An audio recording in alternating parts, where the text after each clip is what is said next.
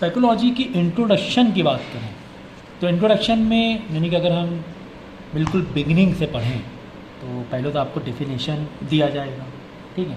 अब रही बात डेफिनेशन की, तो अलग अलग जो साइकोलॉजिस्ट हैं, जो रिसर्चर हैं, या जो इसके जो एक्सपर्ट हैं साइकोलॉजी के, उन्होंने अपने अपने तरीके से और डेफिनेशन दी है। तो अगर मैं अपने तरीके से भी डेफिनेशन दे सकता हूँ, अब लेकिन बुक के हिसाब से डेफिनेशन आपको बुकिश लैंग्वेज में देनी पड़ेगी। तो अलग अलग जो ऑथर या एक्सपर्ट हैं उन्होंने साइकोलॉजी की डेफिनेशन, अगर मैं अपने बारे में बात करूँ, जैसे कि मुझे कोई पूछे tell me what is psychology, तो साइकोलॉजी मेरे लिए क्या है? मेरे लिए तो भाई ह्यूमन बिहेवियर है। ह्यूमन बिहेवियर की पर्टिकुलर मैटर्स में ह्यूमन कैसे बिहेव करता है पर्टिकुलर मैटर में। अब वो बिहेवियर आपके सोसाइटी के टुवर्ड्स, वो बिहेवियर आपके पेरेंट्स के टुवर्ड्स, वो जो बिहेवियर है आपके फ्रेंड्स के टुवर्ड्स, और वो जो बिहेवियर है आपके अपने अगेंस्ट, अपने खुद के अगेंस्ट, सेल्फ अगेंस्ट कैसा है आपका बिहेवियर, है ना। सिर्फ सोसाइटी या रिलेशंस के लिए ही मेन बिहेवियर हमें नहीं देखना होता है कि दोस्तों के लिए बिहेवियर क्या है, अपने पार्टनर के लिए बिहेवियर क्या है, सिर्फ उस पॉइंट ऑफ व्यू से ही नहीं पढ़ना है हमें साइकोलॉजी। अपने खुद के लिए भी, हम खुद के लिए क्या सोच रहे हैं, किसी के साइकोलॉजी खुद के लिए क्या है, what is thinking about himself, what you are thinking about yourself. होता है ना, कोई अकेले में बैठा, अकेले में सोच में पड़ा हुआ है, तो वो अकेले में ही सोच में पड़ा, तो वो भी तो उसकी साइकोलॉजी हो गई। वहाँ तो उसके अगेंस्ट कोई रिलेटिव नहीं है, लेकिन उसका बिहेवियर अपने लिए अलग है। अपने आप को गुस्सा कर रहा है, कोई आपने देखा होगा गुस्से में या डिप्रेशन में आके गलत कदम उठा लेते हैं, या फिर अकेले बैठे हैं रूम में बंद किए हुए हैं, इंट्रोवर्ट बहुत ज़्यादा हैं, तो अपने लिए भी कैसा बिहेवियर है, तो ये भी आपको साइकोलॉजी उसकी समझनी पड़ेगी। तो ये मेरे लिए साइकोलॉजी, अगर मैं अपना, मुझे कोई पूछे कि साइकोलॉजी क्या है, तो बाकी जो डेफिनेशन है अलग अलग जो साइकोलॉजी से, यहाँ पे देखो लिखा the science of human and animal behaviour, it includes the application of this science to human problem. तो ह्यूमन की प्रॉब्लम्स को, जो ह्यूमन प्रॉब्लम्स हैं उनसे कैसे बिहेव करना है, उनको कैसे डील करना है, हमारा बिहेवियर क्या है उन प्रॉब्लम्स के लिए, या जो भी मेंटली प्रॉब्लम्स हैं, साइकोलॉजिकली प्रॉब्लम है, तो फिज़िकल उसमें भी दिखाई देता है वो चीज़,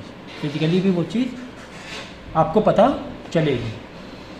तो यही है साइकोलॉजी। तो आप ये डेफिनेशन पढ़ लेना, अलग अलग ऑथर अलग दो तीन डेफिनेशन दी होगी, तो ये अपने हिसाब से पढ़ लीजिएगा, लेकिन मैंने उसका पूरा निचोड़ बता दिया है। अब यहाँ पे वेरी इंपॉर्टेंट है, इस पर क्वेश्चन आता है कि साइकोलॉजी साइंस भी साइंस है। भाई कोई भी चीज़, जैसे बोलते हैं ना कि कोई भी वर्क होता है इट्स ए साइंस, जैसे कि बिजनेस भी एक साइंस है ना, आर्ट है। बुक कीपिंग, अगर बुक कीपिंग अकाउंटिंग की बात करें, बोलते हैं कि it's a science and art. तो साइंस मतलब क्या हुआ, आर्ट मतलब क्या हुआ?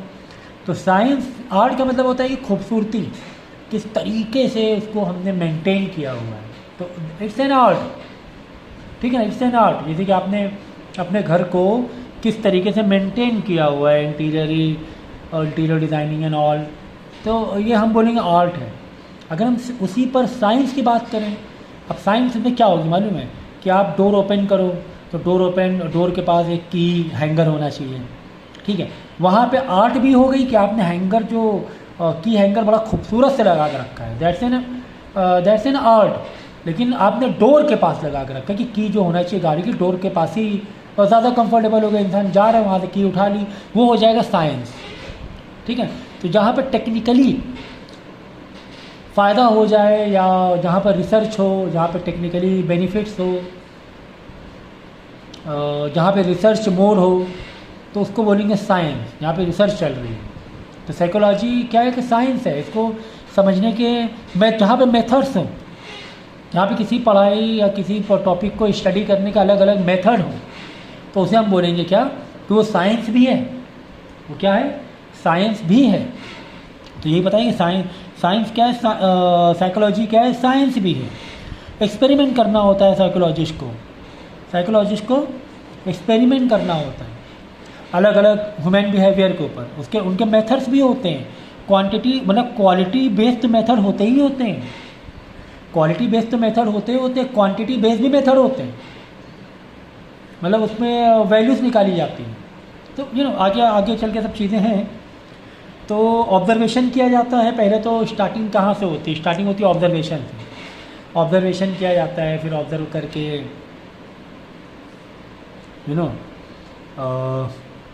उस पर है ना फिर मेथड्स बनाए जाते हैं अलग अलग।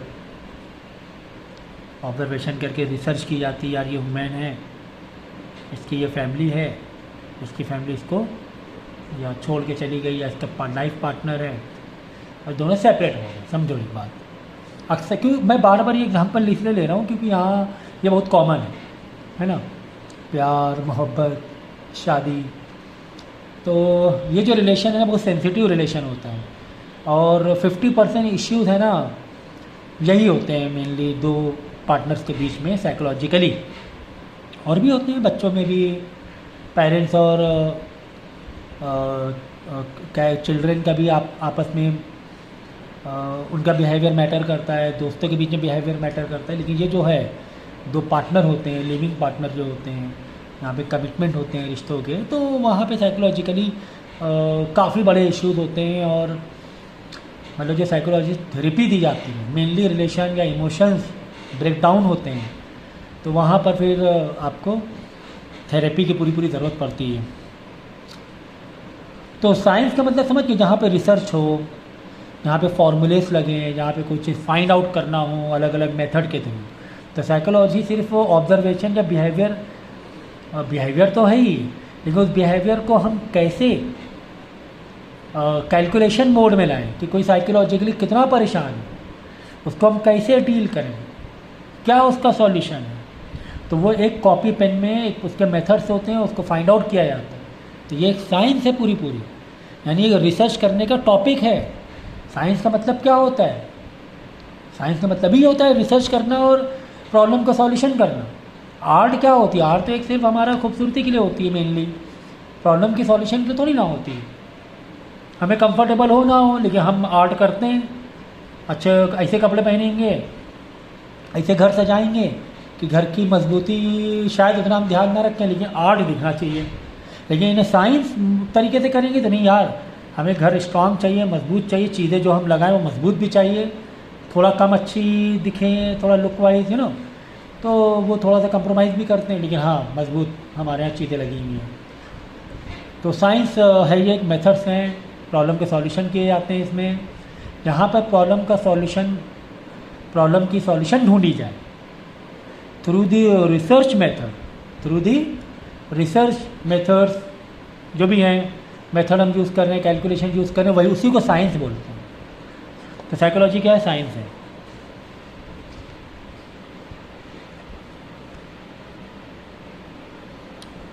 तो ये पूरा मैंने बता दिया आपको।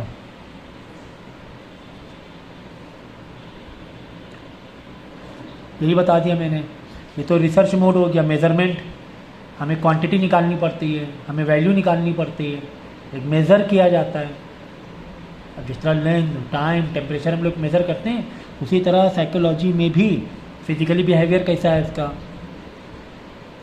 है ना, फिजिकली उसके अंदर कुछ चेंजेस होता है ना, कि साइकोलॉजिकली जो परेशान होता है, साइकोलॉजिकली परेशान होता है, फिजिकली आपको पता चलता है कि यार ये परेशान लग रहा है ना, उसका मूड ऑफ है, इसके आँखों के नीचे डार्क सर्कल हो रहे हैं, बाल सर के झड़ होते ना, बाल सर के एज से पहले ही झड़ रहे हैं। तो ये फिजिकली पता चलता है। अगर कोई स्ट्रेस में है, कोई अगर साइकोलॉजिकली परेशान है, तो इसके आगे टेक्निकली कैसे किया जाता है, क्या फॉर्मूले, क्या मेथड यूज़ होते हैं, ये सब मैं सब आगे चैप्टर्स में, ठीक है। अब application part, application of psychology. As the second part of definition of psychology says, psychology has its applied side, that it is often used to solve real life problems. ठीक है, देखो कुछ चैप्टर्स मैं कराऊंगा जो मेरे पार्ट कराएंगे, और कुछ चैप्टर्स आपको मैम भी कराएंगी जो मैम के स्पेशलाइजेशन में आते हैं, ठीक है ना।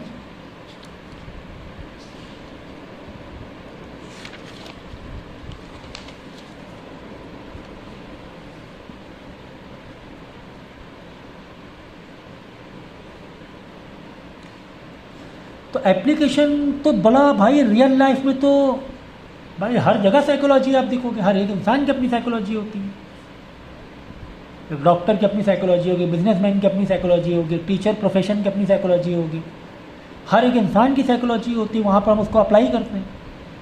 इंडस्ट्रीज़ है, मैनेजमेंट और वर्कर्स के बीच में रिलेशनशिप में भी काफ़ी साइकोलॉजी, कितना मैनेजर साइकोलॉजिकली डील करता है। एक चलो teacher, if I say about me, how do I deal with students, ये टोटल साइकोलॉजी मुझे यूज़ करनी पड़ती है यार। बच्चों का ऐसे डील करना है, बच्चों को कब प्रेशर देना है, कब नहीं देना है। बच्चे जब न्यू एडमिशन लेते हैं तो what psychologically I deal with them, कि थोड़ा सा मैं रिलैक्स रखता हूँ उन्हें, कि नहीं अभी नया है, अभी टीचर और स्टूडेंट के बीच उतनी बॉन्डिंग नहीं बनी है, घबरा जाएगा बच्चा, ज़्यादा प्रेशर दे देंगे। तो चलो थोड़ा एक महीना इनको हम प्यार मोहब्बत से डील करें, थोड़ा सा बॉन्डिंग होने दें। जब बॉन्डिंग हो जाएगी फिर हम अपने तरीके से डील करेंगे। तो ये क्या है, ये साइकोलॉजी है। एक मैनेजर वर्कर के बीच में, मैनेजमेंट में वर्कर जब जाते हैं तो वहाँ पर भी 1-2 महीना वर्कर्स को थोड़ा रिलैक्स रखा जाता है, आते साथ ही प्रेशर नहीं देते हैं काम का, ताकि उसको समझने में, उसकी वहाँ बॉन्डिंग बनने में टाइम लगे। तो हर जगह एप्लीकेशन है साइकोलॉजी का। पेरेंट्स और बच्चों के बीच में, पेरेंट्स को कितना बच्चों को साइकोलॉजिकली डील करना पड़ता है ना, कितना ज़्यादा डील करना पड़ता है। तो कुल मिला के हर जगह एप्लीकेशन आप देखोगे ही, हर जगह। एग्जाम्पल के तौर पे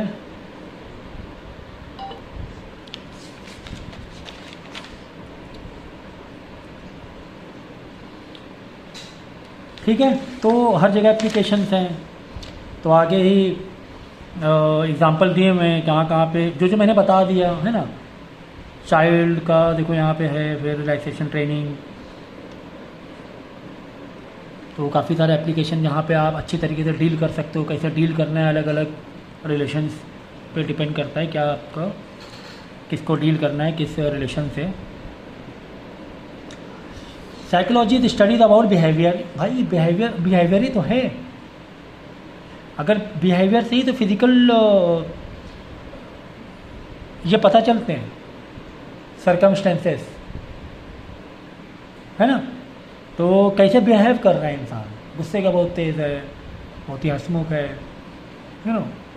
तो यही चीज़ें ऑल साइकोलॉजी पे डिपेंड करती हैं कि हम लोग क्या करते हैं,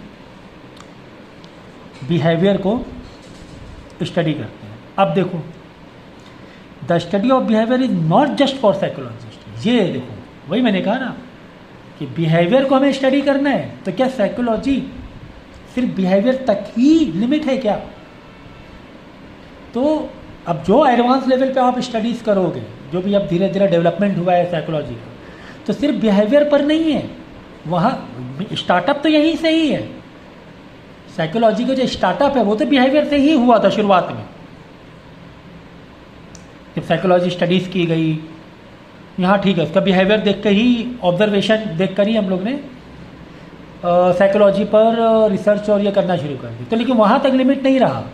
तो यहाँ पे यही बताया गया है, study of behaviour is not just for psychology. तो अब साइकोलॉजी क्या क्या करना पड़ता है? तो psychology is far from being only branch of knowledge which studies human and animal behaviour. सिर्फ इतना ही नहीं, और भी काफ़ी दूर तक जाता है।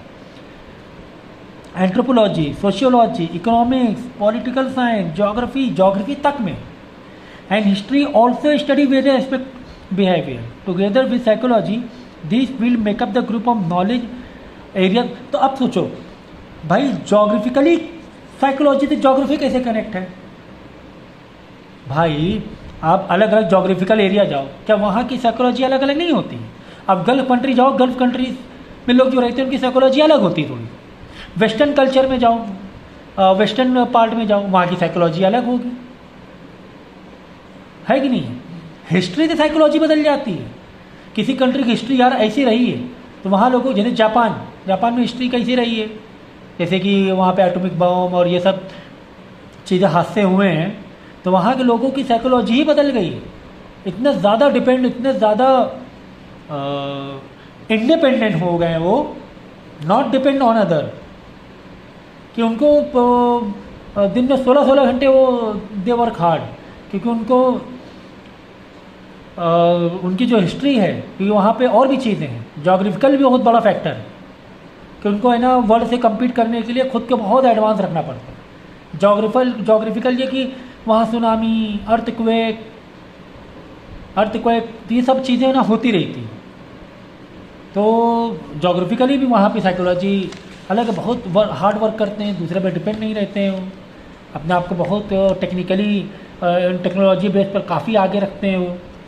तो जोग्राफिकल एरिया से पॉइंट ऑफ व्यू से भी इस लोगों की साइकोलॉजी चेंज होती है। जोग्राफिकल बहुत बड़ा फैक्टर माना जाता है एक कंट्री या एक रीजन में कि उसकी जोग्राफी कैसी है, वहाँ का क्लाइमेट हुआ या हिस्ट्री के हिसाब से वहाँ की हिस्ट्री क्या रही है, तो उस पर बहुत डिपेंड करता है। देखो फिर जूलॉजी, सोशियोलॉजी तो है ही भाई। सोसाइटी का तो डायरेक्ट मतलब इसमें तो बोलने की ज़रूरत नहीं है, हम जिस सोसाइटी में रहते हैं हमारी साइकोलॉजी उसी के अकॉर्डिंग हमें चलाना पड़ता है। Sociology that is culture and all आता है इसके अंदर।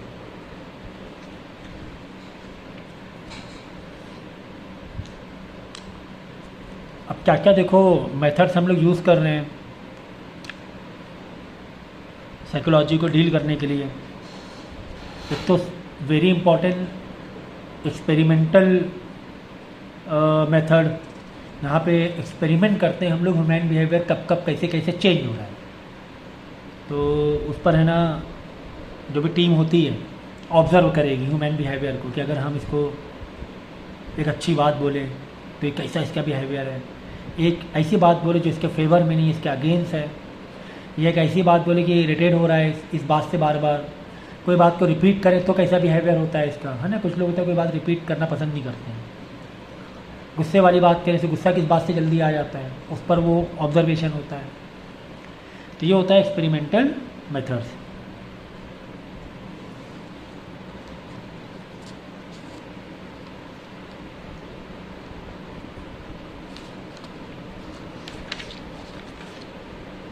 तो इसके लिए ना ऑब्जर्वेशन किए जाते हैं, एक्सपेरिमेंट किए जाते हैं।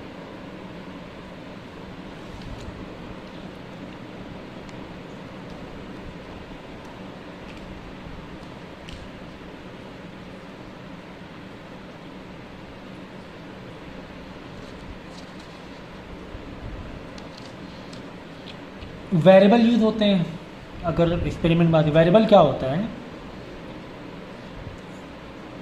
कोई इवेंट या कंडीशन दी जाती है जिस पर ह्यूमन बिहेवियर डिपेंड करता है। कोई पर्टिकुलर कंडीशन में रखा, एक सिचुएशन में हमने डाला किसी पर्सन को, तो उसे बोलते हैं वेरिएबल के अलग अलग, क्योंकि उसका उस ह्यूमन का बिहेवियर उस वेरिएबल पर डिपेंड है। ठीक है, जैसे कि एक लॉन्ग टर्म 1 महीने का एक्सपेरिमेंट लें, 1 महीने अगर हम अच्छा खाना दे रहे हैं तो वो कैसा बिहेव कर रहा है, उसको थोड़ा सा अच्छा उसके मतलब का खाना नहीं दे रहे हैं, फूड नहीं दे रहे हैं, तो उसका ह्यूमन का बिहेवियर कैसा है, वो किस तरीके से रिएक्ट कर रहा है। तो ये जो वेरिएबल हो गए यानी कंडीशंस हुए या फैक्ट इवेंट हुए, कोई सिचुएशन दे दी गई हमने, है ना, तो इसी क्या बोलते हैं वेरिएबल्स। तो वेरिएबल जो होते हैं डिपेंडेंट होते हैं। तो the dependent variable is the behaviour of the person और animal in experiment. A dependent variable is an experiment might be the response to a person और stimulus मतलब स्टिमुलेशन दिया जाता है, एक कंडीशन, एक एक सैम्पल कंडीशन बनाई जाती है, मतलब रियल कंडीशन एक रियल जैसा फील कराया जाता है कि उसको एक बंद कमरा दे दिया, अब बंद कमरा चारों तरफ से पैक, देखते हैं इसको रखकर कितने दिन रहता है, ये इसकी साइकोलॉजी क्या होती है, कितना परेशान हो जाता हो, कितना उसके अंदर पेशेंस है। तो एक ऐसी कंडीशन तैयार करना स्टिमुलेशन बोलते हैं उसे। है ना, मैनेजरल बिहेवियर में देखा जाता है, ट्रेनिंग दी जाती है। तो ये अलग अलग वेरिएबल्स होते हैं अलग अलग सिचुएशन में। जैसे enriching the environment of young children with special books and toys with increase their scores and intelligent test, giving people training in how to meditate will improve their skill and tennis play. तो उनको training दी जाती है किस तरह वो अपनी skill develop कर रहा है। तो इस तरीके से एक्सपेरिमेंट किया जाते हैं। इन्वायरमेंटल इन्रिचमेंट दिया जाता है, अगर एक अच्छा इन्वायरमेंट देंगे, ट्रेनिंग देंगे, तो तो इंसान का बिहेवियर साइकोलॉजी और मजबूत होगी उस फर्म के लिए, उस ऑर्गेनाइजेशन के लिए, है ना। कोई स्कूल में टीचर है, अगर उसको सारी फैसिलिटीज़ दें, स्टाफ रूम दें, वॉशरूम अच्छा दें, फ़ैन, लाइट फैसिलिटी, है ना, तो सारी फैसिलिटी दें, तो वो जो टीचर होगा, वर्कर्स होंगे, एम्प्लॉयज़ होंगे, साइकोलॉजिकली अच्छा रिस्पॉन्स करेंगे। तो इसी को बोलते हैं वेरिएबल्स, कि हम क्या वेरिएबल दे रहे हैं, कैसी वर्किंग कंडीशन कैसी दे रहे हैं, ठीक है ना।